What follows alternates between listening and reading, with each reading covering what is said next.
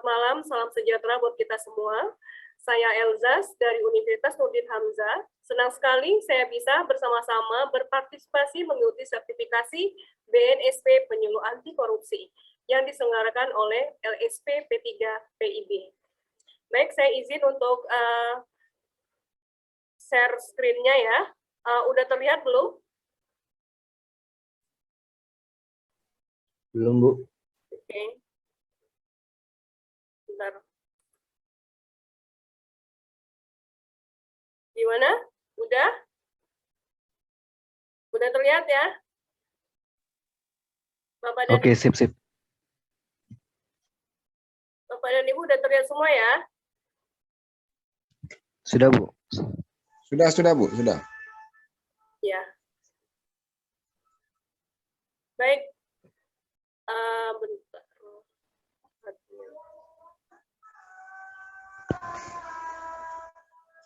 Baik. Pada kesempatan kali ini saya ingin berbagi pengetahuan sedikit tentang apa itu korupsi. Sebenarnya ini adalah penyuluhan dasar anti korupsi. Nanti kita memang ada 9 nilai anti korupsi, tapi yang ingin kita ketahui bersama itu adalah sebenarnya apa sih korupsi itu gitu ya. Nah, korupsi itu secara gamblang telah diartikan dalam 13 pasal, yaitu dalam Undang-Undang Nomor 31 Tahun 1999, Undang-Undang Nomor 20 Tahun 2001. Dari sudut pandang hukum tindak pidana korupsi, secara garis besar memenuhi unsur-unsur seperti perbuatan melawan hukum, penyalahgunaan wewenang, kesempatan sarana juga memperoleh diri sendiri. Mungkin kita bisa mengetahui ya tindakan-tindakan korupsi. Beberapa waktu lalu ada di televisi yang mengatakan bendahara sekdes gitu kan melaporkan sekdesnya, melaporkan kadesnya melakukan tindakan korupsi, tapi ternyata berbalik, dia menjadi tersangka. Mungkin ada yang dengar ya, ada dengar berita itu ya. Nah, tapi ujung-ujungnya karena untuk sebuah tindakan korupsi ini tidak pemerintah, aparat ya dalam hal ini aparat itu tidak hanya menerima pengaduan saja, tapi harus dengan adanya bukti-bukti otentik berkas-berkas yang menginiin bahwa si oknum itu benar-benar melakukan korupsi. Makanya untuk yang ibu itu tidak menjadi tersangka, sudah dibebaskan gitu ya. Nah, itu adalah korupsi. Nah, kalau ada kata korupsi pasti ada penyebabnya. Penyebabnya banyak sekali Bapak dan Ibu ya. Seperti kita ketahui, yang pertama kali adalah adanya tindakan korupsi itu adalah faktor kesempatan ya Bapak ya. Kesempatan gara-gara apa? Gaya hidup, lifestyle. Karena kita ketahui banyak sekali lifestyle kita terkadang kalau diibaratkan sebagai pepatah, besar pasak daripada tiang gitu ya. Alhasil apa? Ya tindakan korupsi inilah yang diambil gitu ya, yang diambil oleh beberapa oknum yang tidak bertanggung jawab seperti itu ya. Nah, contoh yang lainnya juga, kalau kita di dunia pendidikan Bapak dan Ibu, sebenarnya kalau dunia pendidikan korupsi itu ada juga gitu ya. Yang pertama adalah kalau kita telat datang ke kampus gitu ya, datang untuk masuk kelas, artinya kita sudah korupsi waktu gitu ya. Ternyata korupsi itu tidak cuma masalah uang, tapi korupsi waktu juga gitu ya. Nah, yang lainnya juga kalau di kampus mungkin ada mahasiswa karena kesibukannya tidak sempat untuk membuat sebuah tugas-tugasnya, alhasil apa? Dia meminta temannya untuk melakukan membuat tugasnya dengan memberikan beberapa rupiah. Nah, itu juga termasuk tindakan dari korupsi. Sebenarnya banyak sekali ya, apalagi kalau kita udah jelas kalau ada jual beli nilai, nah itu pasti sudah teridentifikasi dengan tindakan korupsi seperti itu ya. Nah, kalau kita bilang untuk penjualan nilai itu bisa aja ada yang tidak beli, tapi ada yang nepotisme. Itu ya Bapak Ibu ya. Oh, dia ini ponakan saya, oh dia ini keluarga saya, oh ini keluarga teman saya gitu ya. Nah, itu juga salah satu bentuk tidak bertanggung jawab gitu ya, termasuk di korupsi juga, salah satu tindakan korupsi juga, namanya nepotisme. Nah, di sini ada ada 9 nilai anti korupsi. Yang pertama itu adalah kejujuran, karena memang dasar dari semua tindakan itu adalah berawal dari kejujuran seseorang, ya. Kalau seandainya seseorang merasa dirinya jujur, artinya ke depannya apapun yang dilakukan tidak akan menyimpang seperti itu. Nah, yang kedua adalah kedisiplinan. Kita tahu kunci dari sebuah sukses itu adalah kedisiplinan.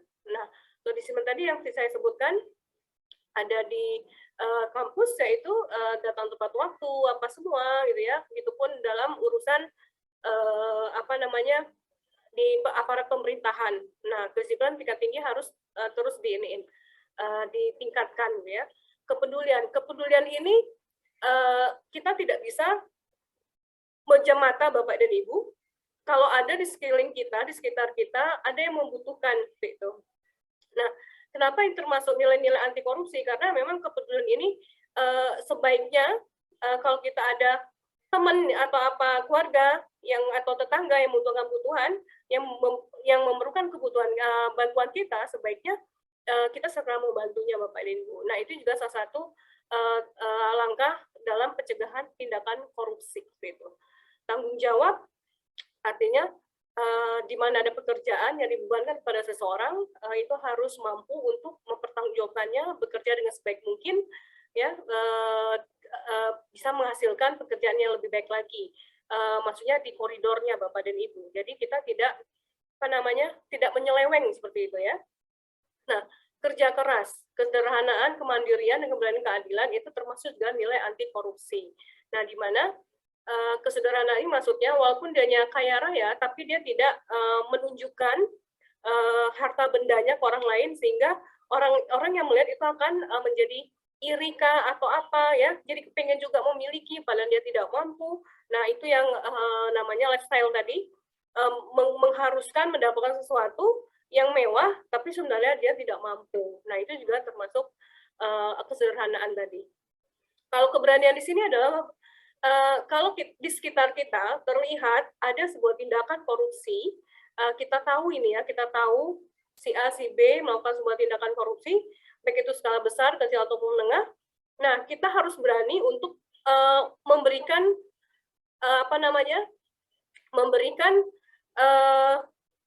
pengakuan kepada aparat ataupun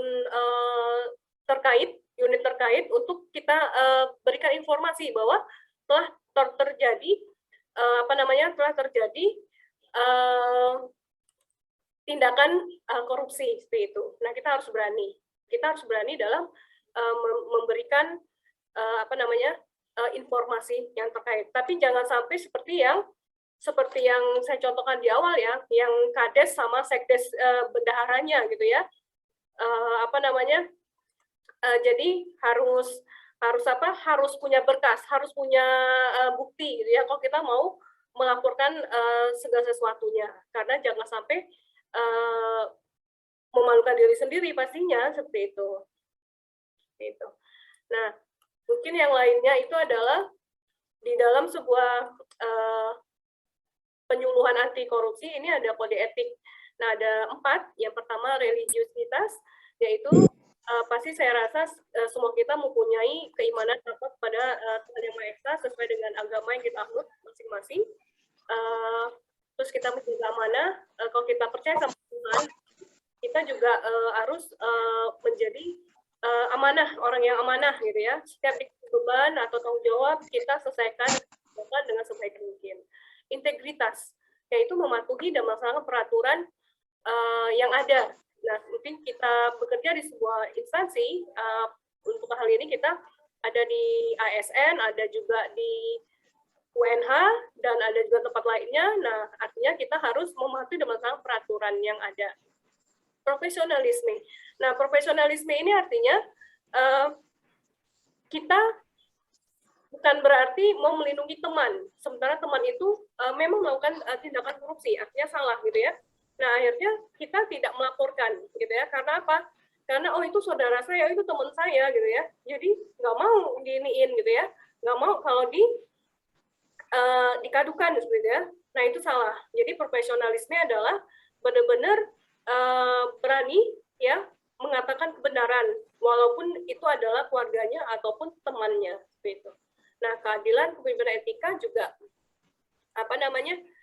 termasuk dalam kode etik ya, kode etik gitu ya. Jadi mungkin nanti setelah saya mungkin ada lagi teman-teman mahasiswa maupun Bapak dan Ibu sekalian, dosen maupun yang ASN bisa untuk ikut menjadi penyuluh anti korupsi seperti itu. Nah, yang lainnya ada beberapa hal yang diupayakan memantapkan pemahaman dan penilaian nilai anti korupsi. Teladan yang baik dari atasan. Nah, ini bagi yang punya jabatan gitu ya. Mungkin dari yang punya jabatan itu adalah suri teladan yang terbaik di lapangan gitu ya. Karena biasanya kalau kita di rumah gitu ya, itu orang tua adalah suri teladan buat anak-anak gitu ya. Mereka melihat apa tindakan kedua orang tuanya. Itu pun kalau kita di kantor gitu ya, itu pasti akan melihat gitu, oh ya dia aja seperti itu pimpinan gitu ya, berarti dia mencontohkan gitu ya. Nah, kalau pimpinan tidak disiplin, artinya anak buah jangan harap bisa disiplin seperti itu. Yang kedua, membangun lingkungan kerja yang berbudaya anti korupsi. Nah, seperti yang di slide yang pertama tadi, bahwa kita harus menunjukkan kesederhanaan gitu ya. Kita harus ciptakan sebuah lingkungan kerja yang nyaman, tidak ada konflik seperti itu ya, tidak ada persaingan gitu ya. Kalau ada persaingan ya persaingan sehat seperti itu ya. Kalau kita dosen mungkin persaingannya yuk lomba-lomba nih masukin hibah penelitian gitu ya, Pak Tengku sama Pak Huda ya, Pak Lois. Jadi kita sama-sama untuk mendapatkan hibah penelitian dan juga hibah PKM seperti itu. Nah, jadi ini bukan hanya tugas dari seorang pimpinan aja, tapi didukung oleh anggota-anggotanya yang lain. Bagaimana kita bisa menciptakan suasana kerja yang nyaman, aman, kondusif itu. Nah, ini juga menekan kode etik pegawai untuk mencegah pelanggaran korupsi. Nah, ini juga ini ya. Kalau ini saya contohnya PNS ya, ASN, mohon maaf yang ASN yang sudah bergabung, karena memang kalau kita lihat berita memang rata-rata ASN yang kena ciduk gitu ya, karena mungkin menggunakan dana pemerintah seperti itu ya, tapi kalau yang swasta mungkin ada, cuma tidak begitu gitu ya. Ini adalah anti korupsi merupakan langkah untuk melakukan pencegahan terjadinya korupsi. Kode etik mengarahkan para pegawai perilaku yang seperti dijalankan. Nah, saya rasa itu aja materi dari saya, paparan penyuluhan singkat jelas padat. Mungkin saya minta tanggapannya tentang korupsi ini, tanggapannya saja dari Bapak dan Ibu 1-2 orang. Silakan, mungkin teman-teman dari mahasiswa boleh silakan untuk bertanya gitu ya. Kira-kira apa nih gitu ya yang harus kita lakukan nantinya gitu. Silakan. Saya butuh tanggapannya Bapak dan Ibu, 1 atau 2 orang, silakan.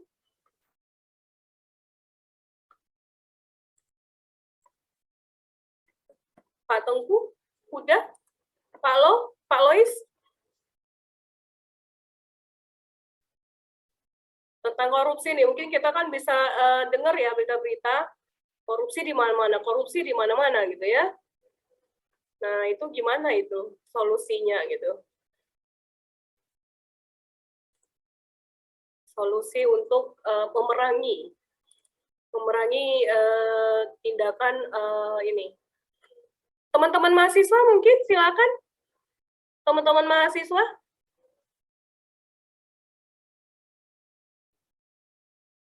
Silakan teman-teman mahasiswa. Saya sekalian ingin bertanya, Bu. Iya, silakan tanggapannya. Baik, Bu.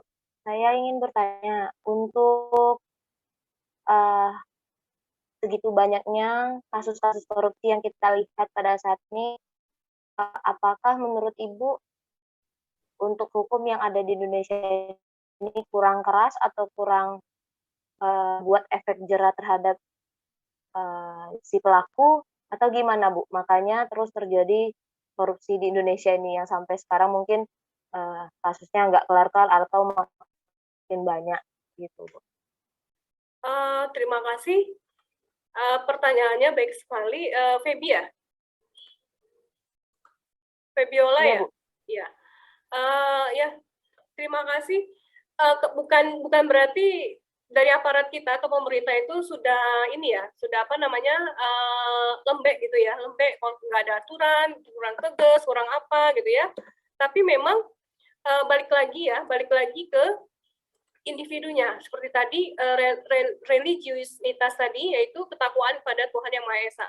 Nah, seperti kita ketahui bahwa banyak sekali gitu kan, banyak sekali yang apa namanya, yang terjadi gitu ya. Kenapa itu mesti terjadi gitu ya? Kita nggak bisa ngejudge seseorang atau apa gitu ya, atau pemerintah yang kurang lembek atau apa, itu nggak juga gitu ya, nggak juga. Tapi memang apa namanya ya, sudah cukup ini ya, sudah cukup tegas. Cuma ya karena kesempatan ada, itu dia masih banyak yang lifestyle ini sebenarnya bukan mungkin suaminya yang bekerja, tapi istrinya yang menikmati seperti itu ya. Nah, itu banyak juga terjadi seperti itu. Nah, jadi ya apa namanya ya, jadi bukan masalah siapa yang lembek gitu ya, Feby ya, kalau menurut Ibu ya. Jadi memang kurangnya iman dan takwa tadi. Dengan contoh yang banyak, saya rasa para penikmat korupsi itu, pelaku korupsi itu sudah tahu gitu ya. Cuma karena itu tadi ada kesempatan, mungkin sekali dua kali lewat gitu ya, nah nggak taunya ya terjadi lagi gitu. Kalau saya seperti itu ya, Feby ya. Mungkin Baik, tanggapannya Bu, tentang terima kasih, korupsi Bu. saat ini ada tanggapannya? Tanggapannya mungkin? Tanggapan tentang korupsi? Saya sekalian ngambil ini ya, ngambil gambar ya, minta tolong on cam. Tanya, izin bertanya, Bu aja. Satu aja Pak, dikit aja. Masih boleh bertanya, Bu ya? Ya Pak. Sedikit aja. Iya. Tadi Ibu sudah nyampaikan bahwa korupsi itu adalah salah satunya ada kesempatan, faktor ekonomi. Sampai saat ini kan biasanya yang dikatakan korupsi itu harus menimbulkan kerugian. Ya. Dan di negara kita kan ada juga kita lihat korupsi kan ada yang harus mengembalikan uang yang telah dikorupsi. Ini juga ada contoh korupsi waktu. Nah, kalau misalnya kita korupsi waktu, apakah ada pidananya? Sedangkan biasanya yang dipidana itu menimbulkan kerugian, ya kan, dengan mengganti uang yang telah dikorupsi. Tapi walaupun sudah diganti, tindakannya tetap harus dipidana juga, kan? Tidak secara pidana, hukumannya tetap harus dilaksanakan. Ya. Itu mungkin. Jadi menurut saya sih kalau dilihat korupsi ini tidak selalu dilihat dari untung ruginya ya, dari biayanya. Nah, bisa saja kayak tadi yang disampaikan bahwa ada korupsi waktu, itu kan ruginya, pidananya apa istilahnya, kerugiannya di sisinya mungkin dari segi finansialnya nggak ada, tapi dari sisi tingkah laku kita tidak ngikutin aturan, mungkin ada sanksinya, tidak mengembalikan gitu ya. Mungkin itu aja tanggapannya, Bu, dari saya. Terima kasih, Bu. Ya Pak, terima kasih Pak, terima kasih banyak. Ya, jadi benar ya, kalau misalnya contohnya itu di korupsi waktu, artinya nggak mungkin dibalikin waktunya, tapi itu adalah etika aja. Jadi moral Pak, apa namanya ya, kita jadi adanya apa ya, moral kita yang kena gitu ya. Mahasiswanya akan menjinin kita gitu ya, atau teman kerja juga yang mengirin kita, seperti itu, lebih ke moral kalau waktu. Baik, saya senang sekali Bapak dan Ibu udah bisa join gitu ya. Saya senang sekali. Mohon maaf mengganggu waktunya gitu ya. Mudah-mudahan kegiatan ini mudah-mudahan dilancarkan semuanya. Video saya ini diterima. Mudah-mudahan. Terima kasih teman-teman mahasiswa. Terima kasih keluarga, terima kasih teman-teman dosen, terima kasih banyak. Mohon maaf mengganggu, harusnya istirahat gitu ya. Sama-sama, Bu. Semoga Allah SWT memberikan balasan yang setimpal.